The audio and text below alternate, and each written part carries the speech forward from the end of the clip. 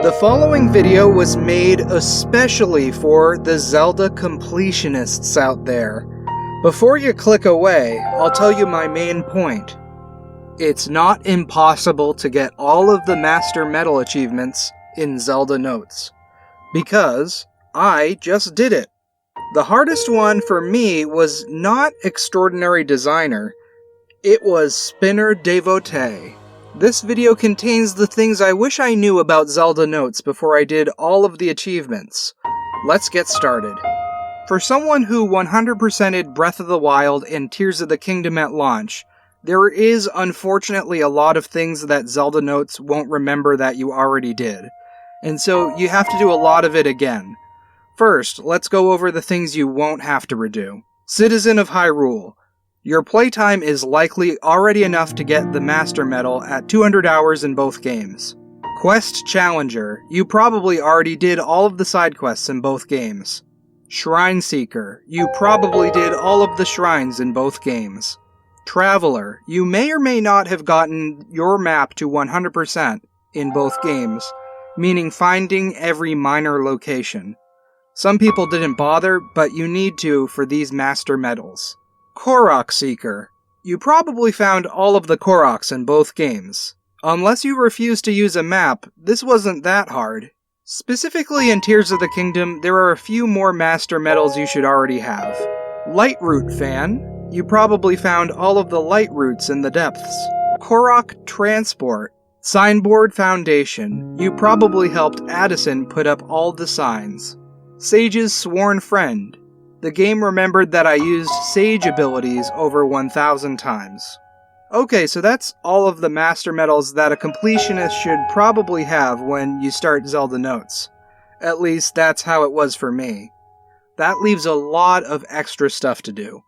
One thing that's very annoying is that Zelda Notes usually takes hours to update your player activity, and it can take multiple updates for the new numbers to be reflected in the medal progress. So I found it helpful to take notes on what the updated number should be as I worked on it. There was a lot of jank about things getting counted or not, and so hopefully this video will help you a little bit. Monster's Bane. So my monster kills were counted in Tears of the Kingdom, but not Breath of the Wild. The fastest way to get 4,000 kills is to kill swarms of Keese.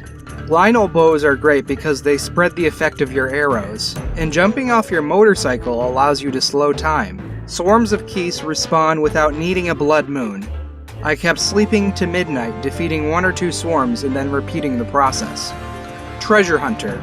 Again, the amount of opened treasure chests was kept for me in Tears of the Kingdom, but not Breath of the Wild. The chests at the gambling minigame do not count. You do get a lot of chests from Amiibo, which you'll scan many of for a later medal, but I found an amazingly fast method for cheesing this medal. If you happen to open a chest and don't have space to receive the item inside, just repeatedly try and fail to open it 1,000 times, and that will get you the medal. Material Collector. The fastest strategy for the Material Collector Master Medal is to drop 5 materials and then pick them back up again, and over again, until you reach 10,000 materials. I had to do that in both games. Weapon Collector. The same basic thing as the previous medal. I dropped 10 weapons and picked them up again, over and over, to reach 1,000. It doesn't always count every time you pick up the weapons, so you probably have to overdo it a bit. I do not know why. Wealthy. Earn 100,000 rupees by selling gems and stuff. If you already have 1,000,000 rupees minus 1, like I did, you'll have to spend at least 100,000 rupees first. But I recommend more. The fastest way to spend money is to buy stuff from Robbie's son in Breath of the Wild and from Cece in Tears of the Kingdom. They restock their wares every blood moon. Again, not every earned rupee counts towards the medal, and I don't know why, so you might have to overdo it a bit.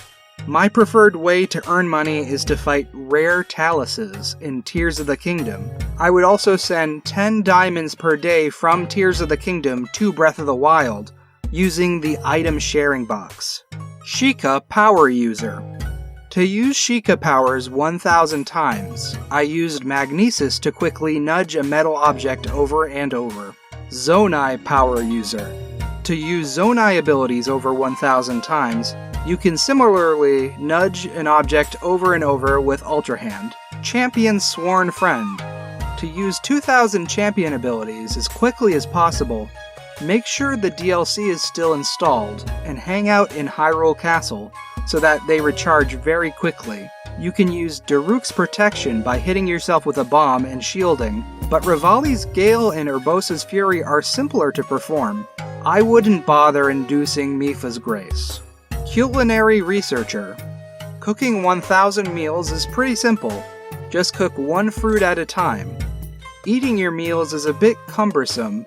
Sometimes if you have full health already, you have to do an extra confirmation that you want to eat the meal. I found it helpful to eat my meals while standing in lava areas, so that I keep taking damage. This reduces the total amount of inputs you need to perform. Distance Tracker. Listen to audio content and go, go, go. 1,000 kilometers is a lot of distance to travel, but it's a bit easier in Tears of the Kingdom. I just flew around using my hover bike. It's not clear to me whether or not vertical distance counts, but I found it helpful to fly above ocean, so that if I become drowsy and lose concentration, Link is less likely to fall to his death and possibly lose some progress. In Breath of the Wild, I drove back and forth along the main roads in the game, something I almost never did during my initial playthrough. Zonai Researcher. This will probably happen by itself if you use a Zonai device for Distance Tracker. I made a device that wastes energy fast and repeatedly by using 19 fans and a steering stick, but that was rendered unnecessary by the end. Now let's talk about the 3 time-gated Master Medals. Amiibo Enthusiast is a time gate with a variable length. You need to scan 100 Amiibo from the Zelda series in both games. If you have 100 Amiibos, you can do it in 1 day. If you have 50, 2 days. 34, 3 days, and so on. You can scan each Amiibo once per day, and days start at midnight. Logistics Buff is the only medal whose progress is actually shared between your files of Breath of the Wild and Tears of the Kingdom. While connected online, you can deposit up to 10 items per day per game into what is called the Item Box.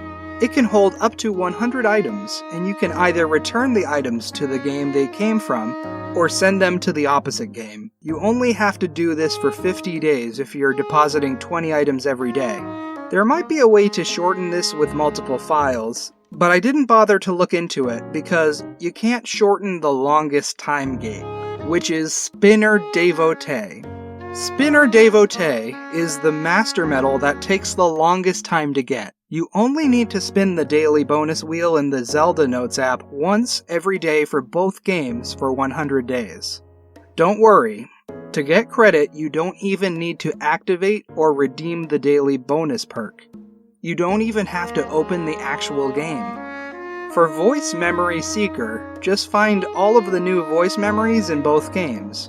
They were fun to listen to. Explorer seems to be a combination of Traveler, Voice Memory Seeker, and also defeating all of the bosses in the depths. That just happened to be something I didn't do in my first playthrough, but was something the game was secretly keeping track of. You can check the map in Zelda Notes to see anything you haven't done yet, and once you've done everything, I believe that is when you get the Explorer Master Medal. Last but not least, let's talk about the most concerning sounding medal.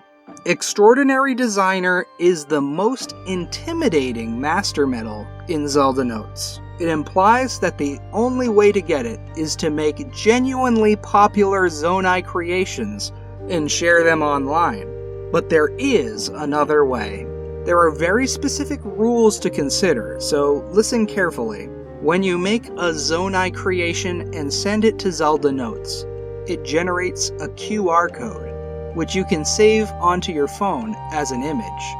you can send that same Zonai creation to Zelda Notes again, and you will get a second different QR code. And you can also save that onto your phone. You can hold 60 Zonai creations in Zelda Notes at one time. The first part of my strategy was to generate 60 QR codes for each of my inventions and save all those QR codes to my phone. I did this for many hours, and once I had about 1,440 QR codes saved to my phone, I transformed them all into text and put them into a Google Sheet. If you scan or click the link to your own Zonai creation and add it, that does not count towards your medal. However, if someone with a different Nintendo account clicked the link and added the creation to their collection, it would count for exactly 1 out of the 10,000 you would need. So I enlisted the help of 7 people to spend hours clicking each link in the Google Sheet and adding each invention to their Zelda Notes collection. But who would waste their time on such a stupid project? Hello. Hi, it was us. Zelda Notes is my favorite game. It's all I play. We all only play Zelda Notes. We did have to play Tears of the Kingdom for like 1 second to activate Zelda Notes in the Nintendo Switch app. Then we were all set to start clicking. Tapping. So, 7 people with Nintendo accounts times 1,440 QR links equals more than 10,000. If you want to make less QR links, you'll need more people. If you want to enlist less people, you'll need more QR links. Anyway, I wonder if anyone has organically gotten that Master Medal yet. I'd be curious to know.